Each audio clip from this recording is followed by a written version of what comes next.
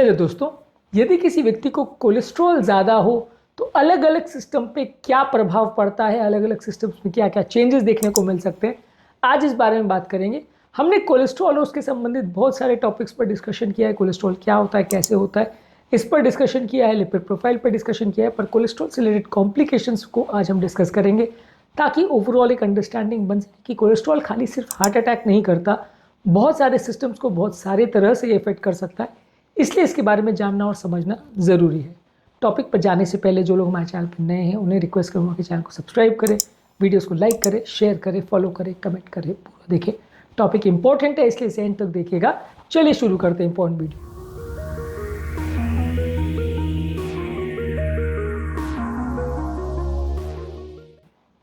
सबसे पहले जैसा कि हम जानते हैं कि कोलेस्ट्रॉल ज़्यादा होने से अलग अलग नलियों में कोलेस्ट्रॉल का जमा होना या डिपोजिशन होना चालू हो जाता है, जिसकी वजह से नलियों में जो अंदर का जो सरफेस होता है, जो ब्लड के बहने के लिए जगह चाहिए होती है, वो कम होने लगती है, जिसकी वजह से नलियाँ सख्त होती जाती है, हार्ड होती जाती है। नलियाँ नॉर्मली जो इलास्टिक ट्यूब जैसी होती है वो हार्ड होती जाती है, उनका कैल्सिफिकेशन ज़्यादा होने लगता है, नलियाँ पतली होने लगती है, ब्लड के बहने के लिए जगह कम मिलने लगता है।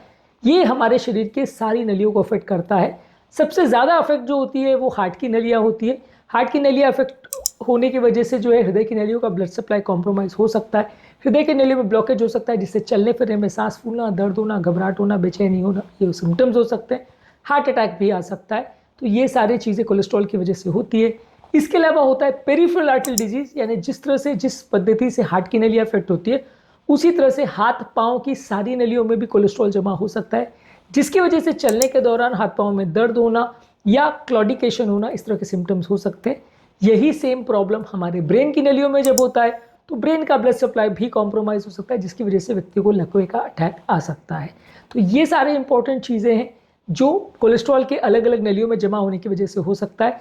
जब ये हार्ट में जमा होता है तो हार्ट की नलियों में सिर्फ हार्ट अटैक ही नहीं आता, कई बार नलियों में ब्लड सप्लाई कॉम्प्रोमाइज़ होने की वजह से जब हार्ट का परफ्यूजन कम हो जाता है तो हार्ट की ताकत भी एक तरह से कम हो जाती है, जिसकी वजह से हार्ट के मसल्स भी वीक हो जाते हैं और हार्ट अटैक आने का चांस के अलावा हार्ट फेलियर बिना हार्ट अटैक के भी आ सकता है। तो ये भी एक इंपॉर्टेंट चीज़ है कि इस्केमिक हार्ट फेलियर भी होता है कोलेस्ट्रॉल डिपोजिशन की वजह से, जहां हार्ट अटैक के बगैर भी डैमेज हो सकता है। इसके अलावा नलियाँ जब हार्ड होने लगती है तो ब्लड प्रेशर भी बढ़ने लगता है, और ये ब्लड प्रेशर और कोलेस्ट्रॉल, ये सारी चीज़ एक विशेष साइकिल में चलती है। जितना ब्लड प्रेशर बढ़ता है उतना नलियाँ और ख़राब होती है, उतना कोलेस्ट्रॉल डिपोजिशन की टेंडेंसी भी बढ़ती है और उतना वापस से जाके ब्लड प्रेशर बढ़ता है। तो एक विशेष साइकिल जैसा चलते जाता है। ये दोनों ब्लड प्रेशर, कोलेस्ट्रॉल, डायबिटीज़ सारे मिल के नलियों को एक साथ खराब करते हैं और एक का प्रेजेंस दूसरे को भी साथ में सपोर्ट करता है। तो कोलेस्ट्रॉल वाले पेशेंट में हाई ब्लड प्रेशर होने का चांस ज़्यादा होता है। इसी तरह से कोलेस्ट्रॉल ज़्यादा होने की वजह से पैनक्रियाज में सूजन आ सकती है, ज़्यादातर हाई ट्राइग्लिसराइड लेवल्स की वजह से, जिसकी वजह से पैनकाटाइटिस हो सकता है। ज़्यादातर हाइपर ट्राइग्लिसरीडीमिया के पेशेंट्स में अगर ट्राइग्लिसराइड लेवल 500 से ज़्यादा होता है तो ट्राइग्लिसराइड्स की वजह से पैनक्रियाटाइटिस या पैनक्रियाज में सूजन हो सकती है, परमानेंट डैमेज पैनक्रियाज का हो सकता है। इसके अलावा हाई कोलेस्ट्रॉल होने से बॉडी का एक मेटाबॉलिक सिंड्रोम डेवलप हो जाता है, जिसमें कि BP, sugar, cholesterol, body fat, body का इन्फ्लेमेशन, ये सारी चीज़ें एक साथ वर्क करती है और धीरे धीरे करके सारे सिस्टम्स को अफेक्ट करती है। इसमें किडनी में सूजन होना, फैटी लीवर होना, हार्ट अटैक होना, स्लीप एपनिया होना, ये सारी बीमारियाँ एक साथ होने लगती है। तो कोलेस्ट्रॉल डिपोजिशन होना मेटाबॉलिक सिंड्रोम का भी एक इंपॉर्टेंट पार्ट है। इसके अलावा जब कोलेस्ट्रॉल ज़्यादा बढ़ता है तो ओवरऑल इस तरह के पेशेंट में इंसुलिन रेजिस्टेंस जब बढ़ता है, मेटाबॉलिक प्रॉब्लम होता है, तो डायबिटीज़ का भी चांस कई गुना बढ़ जाता है। जैसे कि मैंने कहा, ये सारी बीमारियां एक दूसरे के होने को सपोर्ट करती है। जब कोलेस्ट्रॉल बढ़ता है तो बाकी सारे चेंजेस भी एक साथ देखने को मिलते हैं, जिसकी वजह से मेटाबॉलिक सिंड्रोम होता है और जिसकी वजह से डायबिटीज़ भी होने का चांस बढ़ जाता है। तो कोलेस्ट्रॉल होना सिर्फ अपने आप में सिर्फ कोलेस्ट्रॉल से रिलेटेड ब्लॉकेज डेवलप करेगा ऐसा नहीं है, वो बाकी सारी बीमारियों के भी होने के लिए एक रिस्क फैक्टर होता है। और ज़्यादा कोलेस्ट्रॉल होने से ये आपकी किडनी को भी अफेक्ट कर सकता है। किडनी की नलियों में भी नारोइंग हो सकती है, जिसकी वजह से किडनी का परफ्यूजन भी कॉम्प्रोमाइज़ होता है, किडनी का भी परमानेंट डैमेज होता है। तो कोलेस्ट्रॉल डिपोजिशन अपने आप में एक मल्टी सिस्टम डिसऑर्डर है, जो कि अब लगभग हमारे शरीर के लगभग सारी नलियों को अफेक्ट करता है। हमारे पेट की, आंतों की नलियों में भी जो पोजिशन हो सकता है, जिसकी वजह से आंतों में भी इस्कीमिया हो सकता है और उसमें भी इन्फेक्ट हो सकता है, वो भी बंद हो सकती है।